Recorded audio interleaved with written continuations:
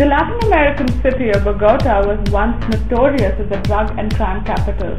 Today, it is often quoted as a great example of successful urban transformation. Enrique Penalosa, the former mayor of the city, was the leader behind this grand revolution. His policies prioritize public spaces and mass transit by building walkways, plazas, greenways, and cyclepaths. His ideals have created a new urban paradigm, a paradigm that seems more and more relevant to the cities in the developing world. Talk to me about people-centric urban design that you've managed to achieve in your city. If you tell a 3-year-old child, watch out, a car, she or he will jump in fright, and with a good reason, because there are 200,000 children in the world who are killed by cars every year. This is why children are more and more kept inside the houses, while before, in villages or in cities have been here for 5,000 years. Right. But cars have been here only in significant numbers for 60 or 80 years. Right. So, for 5,000 years, children walked out of these houses around the city, watched by neighbors without any danger. In villages, you see children playing in the streets, in the middle of the street. They come, while children in cities are more and more like in a jail inside their houses. But so, what am I trying to say is, how can it be that after 5,000 years, it seems normal to us that children grow in fear of getting killed? Right. Is that normal? Is that normal? So, all I'm saying, when we are talking about a city, I mean, it should be redundant or to even be talking about cities for people, because for whom else if not for people? But it's so absurd, but the fact is that cities are not made for people. Cities have been made for cars, and here you see all over Mumbai, right, even the most basic infrastructure for people, such as sidewalks, right, they don't exist. So if people cannot walk safely, and in Indian roads, which are full of people and bicycles and even camels, right, and then there is no infrastructure whatsoever for people.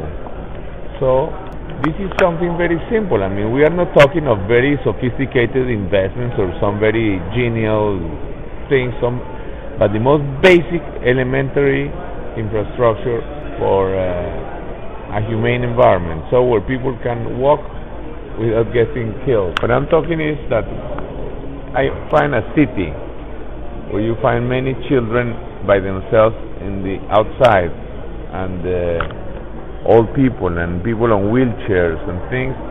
So it's a city that is good. So you have to make spaces for people. When you really talk about a city, you're talking about public pedestrian space. I mean, when you say a city is a place of meeting people, of different people, really we're talking about public pedestrian space. right, Because actually you cannot be inside private spaces, and you cannot be in the space for cars. So right, really what a city really is public pedestrian space. This means plazas, parks, sidewalks, pedestrian streets, squares, and so in all respects, a city should show that human beings are sacred. And again, this is not just for pedestrians, for bicycles as well, because bicycle is a very peculiar machine that, I would say these things are right. I mean, this is a basic human right, to be able to have mobility without the danger of getting killed. right. This is basically what I say when I'm saying, and of course you could go into further, a city for people, you could elaborate this into more sophisticated schemes, such as having great nursery schools and libraries and sports facilities and possibilities to learn music and painting, Right. but at least the basic of the basic of the basic is to be able to walk. Why not? Why not design a city where there will be a network of hundreds of kilometers of pedestrian streets only? Maybe in the already built city is very difficult, Right. but Mumbai is going to be at least twice as big as it is today. Right. Why not? Why not incorporate this type of infrastructure in Right. the city yet to be built? How was the process like when you started doing this in your city? Oh, we only did a few things. I mean, when I was only mayor for one term, and it was 3 years, and then many of these things continued. But basically, it was very difficult to get tens of thousands of cars out of sidewalks of Right. pavements, and we created, for example, a greenway, a linear park, Right.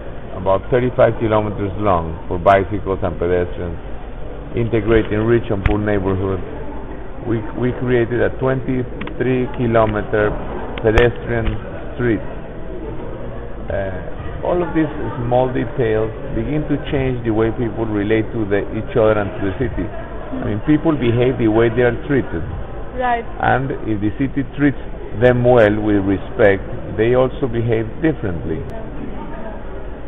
So was the process difficult to start Oh yes, with? of course, everything is difficult. So how did people react? People who walked on the street, how was their reaction? Especially the people who had the cars parked on sidewalks. It was a big war, very difficult. But Right. afterwards, people mostly realized it was better that way. The fact is, there is no solution for transport except public transport. And in fact, the only real solution is a quality bus system, because it's impossible to reach all points of the city with rail. Right. So you have to have a top quality bus system with exclusive lanes, so the buses go much faster than cars and all that. But the fact is that the pedestrian infrastructure is an integral part of the transit system. Right. I mean, the sidewalk is as much a part of the transport system as the trains or the buses. Right. You cannot just do buses or trains without taking care of sidewalks, because people reach those infrastructure through sidewalks or pavements or whatever you call them. So it's integration of all of these. It's an integral part. I mean, you should have places to park bicycles near buses stations and train stations, and you should have excellent wide sidewalks with ramps, well lighted. All of this. This is part of the mass of the transport system. This is not just. This is, besides being an end in itself for quality of life and equality and all this, it's part of the transport system. I mean, if you want people to walk long distances to the transport system, you need quality sidewalks. The first sidewalks that you must make and improve are those leading to the stations of the public transport system. The thing is that you have to do a high quality pedestrians. For example, you have to have good architecture, even for very simple things. Even for very simple things, for the way the sidewalk is built, the materials, the benches, everything has to be very carefully designed.